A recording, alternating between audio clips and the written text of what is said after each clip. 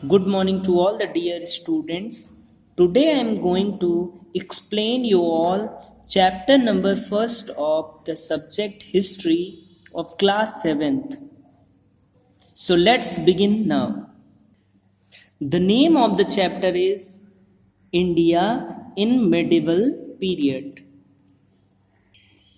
ये इस चैप्टर का हिंदी एक्सप्लेनेशन है। जैसा कि आपने पिछले साल सीखा था, इतिहास मानव अतीत का अध्ययन है। इतिहास के अध्ययन को आसान बनाने के लिए इसे 3 काल में बांटा गया है या विभाजित किया गया है। एंशिएंट प्राचीन काल, मेडिवल पीरियड यानी मध्यकाल, मॉडर्न पीरियड यानी आधुनिक काल। इस चैप्टर में हम मेडिवल पीरियड के बारे में पढ़ेंगे, इसलिए मेडिवल पीरियड को भी 2 भागों में बांटा गया है।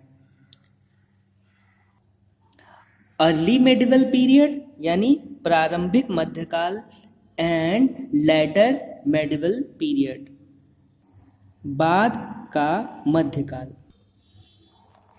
आगे बढ़ते हैं। Broad historical trends. इस अवधि के बारे में प्राचीन काल की तुलना में पर्याप्त ऐतिहासिक सामग्री उपलब्ध है, यानी हम ये कह सकते हैं जो मेडिवल पीरियड है उसमें हमारे पास बहुत सारे ऐतिहासिक सामग्री उपलब्ध हैं। इस काल में भारतीय संस्कृति, हिंदू मुस्लिम संस्कृति दोनों को एक साथ दिखाया गया है या उनका विकास एक साथ हुआ है। यह एक भारतीय संस्कृति थी जो पूर्ण रूप से भारतीय थी।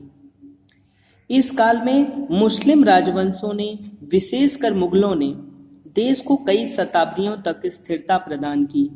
इससे व्यापार में वृद्धि हुई और शहरी केंद्रों की स्थापना हुई या शहरी केंद्रों में भी वृद्धि हुई। आगे देखते हैं understanding terms and there meanings.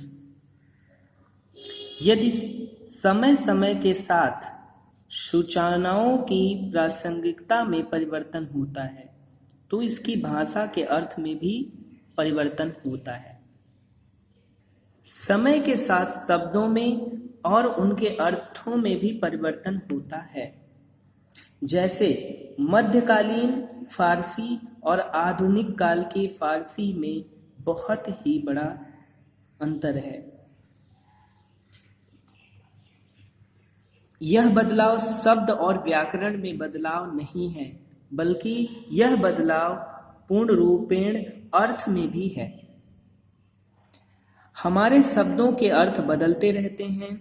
जैसे हिंदुस्तान का अर्थ पहले कुछ और था, आज यह एक संप्रभु और धर्मनिरपेक्ष राज्य है। आगे देखते हैं सोर्सेज ऑफ हिस्ट्री। इतिहास के स्रोतों में मुख्य 2 स्रोत हैं, यानी इतिहास को मुख्यतः 2 स्रोतों में यानी सोर्सेज में बांट सकते हैं। Archaeological sources and literary sources, यानी आर्कियोलॉजिकल सोर्सेज और लिटरेरी सोर्सेज। आर्कियोलॉजिकल सोर्सेज को हम पुरातात्विक स्रोत कहते हैं। इस प्रकार के स्रोतों में शिलालेख, किले और महल आदि शामिल हैं। वे हमें उस काल के कला व वास्तुकला के बारे में बताते हैं। ये उस काल के राजनीतिक पहलुओं पर भी प्रकाश डालते हैं। अब हम आगे देखते हैं लिटरेरी सोर्सेस, यानी साहित्यिक स्रोत। शासकों और वंशों के जीवनी और आत्मकथाओं के कालक्रम, विदेशियों के रिकॉर्ड, दस्तावेज और किताबें साहित्यिक स्रोतों के अंतर्गत आते हैं।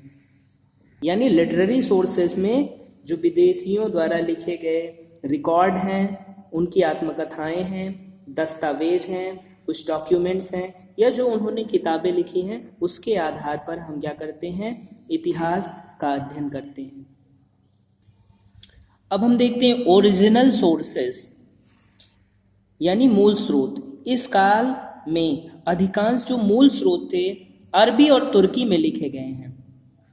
फरिश्ता ने तारीख़ फरिश्ता, अलबरूनी की तहकीक के हिंद, बरूनी की तारीख़ी ए फिरोज शाही और तबाकत ई नसीरी नसीर द्वारा कल्हड़ की रजत रंगिणी, ये सब प्रमुख मूल स्रोत हैं। Accounts of travellers. मध्यकाल में कई विदेशी यात्री भारत आए। ये यात्री राजाओं के दरबार में भी गए या विजिट किया वहाँ। जो कुछ उन्होंने स्वतः अनुभव किया उसे अपने लेखों में लिखा। अलबरूनी गजनवी के साथ भारत आया, उसने तहकीके हिंद लिखा। मार्को पोलो भी एक विदेशी यात्री था। इब्न बतूता मोरक्को का, निकोलो कॉन्टी इटली का, अब्दुल रज्जाक पर्सिया से, अथानासियस निकितिन रूसी था। यूरोपीय यात्री 16वीं शताब्दी यानी 16th सेंचुरी में भारत आए, जैसे Barbosa, Ralph Fitch, Thomas Roe. इन्होंने भी जो कुछ देखा अपने अनुभवों को अपने लेखों में लिखा। लास्ट टॉपिक है कैलीग्राफी। कैलीग्राफी क्या होता है? एक हाथ से लिखा गया सुंदर लेख। मध्ययुगीन हस्तलिपियों में कई हस्तलिपियां बहुत ही स्टाइलिश ढंग से लिखी गई थी, जो दिखने में बहुत ही सुंदर थी और इन्हें खूबसूरती से सजाया जाता था। इस तरीके के सुंदर लेखन को कैलीग्राफी कहा जाता है। इस काल की इमारतों, मकबरों, कब्रों में कैलीग्राफी का काफ़ी यूज किया गया है और उनको सजाने के लिए या सुंदर दिखने के लिए इनको ज्योमेट्रिकल डिज़ाइन में अनेक ज्यामितीय डिज़ाइंस में रखा गया है या बनाया गया है। इसके साथ ही आपका ये चैप्टर कंप्लीट होता है। Thanks a lot.